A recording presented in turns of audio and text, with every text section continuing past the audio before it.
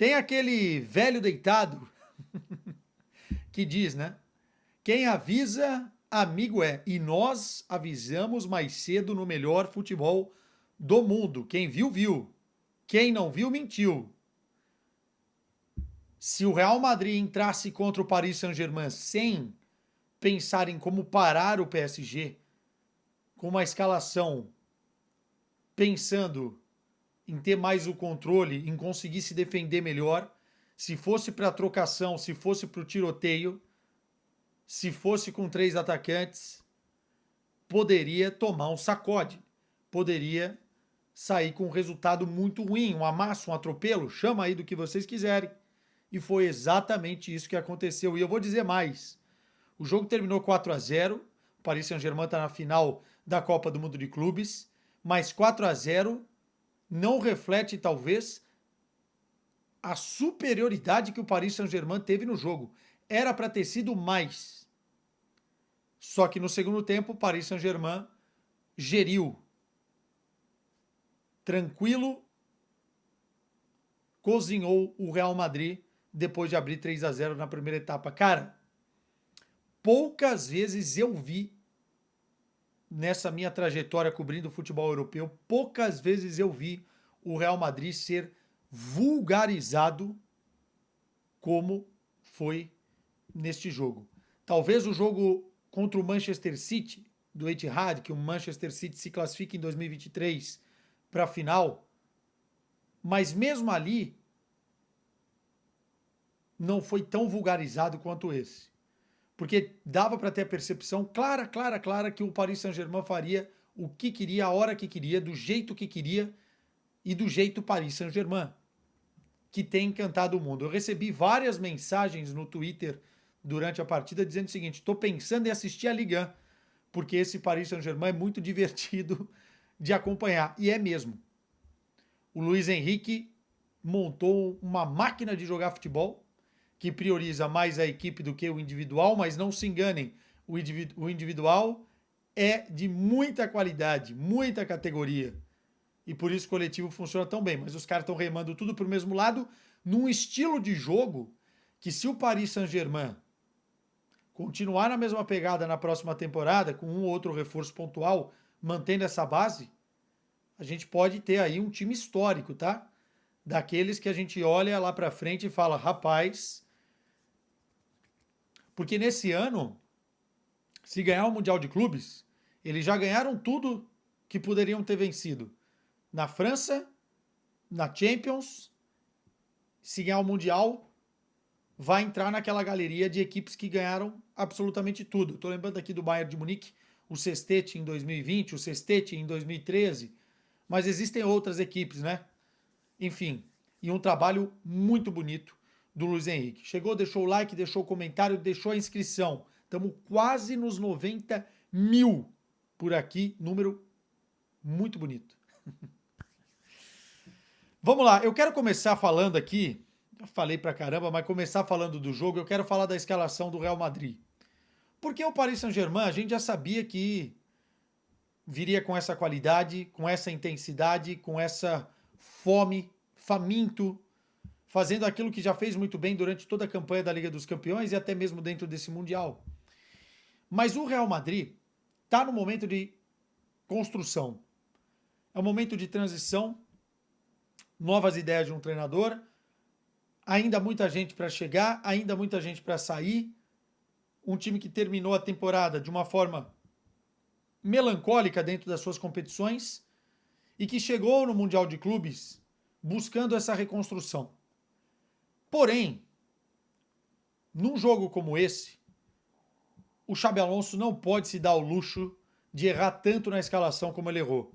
Pô, Quesada, mas o Arnold saiu machucado, tinha que improvisar alguém ali, o Valverde é o melhor dessa improvisação. Não interessa. A escalação do Real Madrid foi muito mal feita. E já dava para ver antes do jogo. Por quê? Primeiro, ele coloca um sistema ali num 4-3-1-2, mais ou menos isso, com o Gonçalo Garcia saindo da área, se tornando ali um meia atrás dos dois atacantes, o Mbappé pela esquerda, o Vini pela direita, ou seja, desloca o Vini da posição original para dar o espaço ao Mbappé, não tira o Gonçalo, criando uma inferioridade no meio-campo muito grande, porque o meio-campo formado por Arda Güler e Bellingham são dois jogadores que não estão prontos para fazer uma marcação efetiva como deve ser feito numa equipe como o Paris Saint-Germain. São jogadores de outras características. O Arda está ainda sendo moldado para ser um homem de meio campo, um segundo volante, mas precisa evoluir muito, muito na marcação. E o Tchouaméni, que vamos ser sinceros, fez uma temporada assim. Os dois zagueiros, o Rüdiger e o Asensio, e joga o Valverde, que foi o melhor meio-campista do Real Madrid. E acho que a boa notícia para o torcedor, né, porque o jeito que ele controlou o meio-campo nesse Mundial foi talvez a melhor coisa do Real Madrid no Mundial, jogado na direita, tendo que correr atrás do Kvaratskhelia que nem um louco e não participando do processo de meio-campo, que era onde o Valverde se destacou até aqui, o principal jogador, enfim. Aí, meu amigo, foi pedir para o Paris Saint-Germain ir para cima, porque o que o Real Madrid quis fazer? Com os seus três atacantes, marcar pressão alta lá em cima. Só que são três caras que, primeiro, não estão coordenados para fazer essa pressão alta, e o Paris Saint-Germain está treinadinho para atrair e sair em transição. Atrair e sair com facilidade em transição. Essa é a característica principal deste Paris Saint-Germain. A facilidade com que o Vitinho e o João Neves conseguem desafogar e acionar os jogadores tanto de beirada de campo, Nuno Mendes, o Hakimi, que se tornam laterais interiores, quanto os caras lá da ponta, o Kvaratskhelia, enfim, o Dembélé, que voltou à equipe, o Désiré Doué. É um time que, se você marca errado lá na frente, se você dá o bote lá na frente, errado, numa pressão alta, mal feita, você tá morto, cara. Os caras te matam na transição. E é por isso também valorizo muito o que o Bayern de Munique fez, porque competiu bem fazendo talvez isso da melhor forma que poderia ser feita contra o Paris Saint-Germain. Depois, as nuances do jogo, o Musiala saiu, enfim, o gol acabou atrapalhando, o Bayern de Munique foi eliminado e com justiça. A gente fez vídeo aqui. Mas, de fato, o Real Madrid, que ainda está em um processo de construção, com três caras que nunca jogaram juntos lá na frente fazendo isso, e ainda mais com as características, porque o Mbappé não faz isso, nunca fez, não fazia no Paris Saint-Germain, vai fazer agora no Real Madrid. Não faz bem feito. Enfim, uma superioridade no meio-campo brutal com o João Neves e o Vitinha ditando o ritmo do jeito que eles queriam, e um sufoco lá na frente quando o Real Madrid queria sair jogando. É outra característica principal desse Paris Saint-Germain, a pressão alta. Porque os caras parecem que, enfim, estão eletrizados, alucinados lá na frente para roubar a bola. E roubar a bola mais próximo do gol, você cria um grande problema para o adversário. E aí, meu irmão, para piorar a situação, os dois zagueiros do Real Madrid fizeram lambança. O Asensio, e aí parêntese pro Asensio. Cara, o Asensio fez uma temporada muito, muito boa. E um Mundial horrível, horrível, tenebroso, um terror. E eu tenho pena porque, assim, eu acho que o Asensio vai ficar marcado por esse Mundial por algum tempo. Porque são erros após erros absurdos. E hoje foi mais um. Só que antes disso, em 5 minutos, o Courtois já tinha feito 2 milagres. Por isso que eu tô falando que ficou barato. Depois o Asensio erra, o Fabian Ruiz faz 1-0. O Rüdiger, que não costuma errar, erra, tava com a cabeça perdida hoje o Rüdiger. Que jogo horroroso do Rüdiger, acho que um dos piores que ele já fez com a camisa do Real Madrid. Erra, mais um presente, Dembélé, 2-0, com 10 minutos de jogo. Depois o 3-0, numa recuperada de bola lá atrás, na transição. Mais uma vez o Fabian Ruiz. E aí, cara, era uma questão de tempo para uma goleada acontecer. Se o Paris Saint-Germain não tira o pé, hoje tinha sido mais histórico ainda do que os 4 que tomou.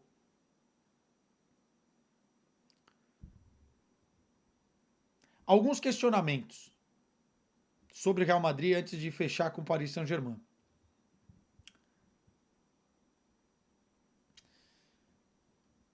Será que o Real Madrid vai conseguir montar uma equipe que o Xabi Alonso quer?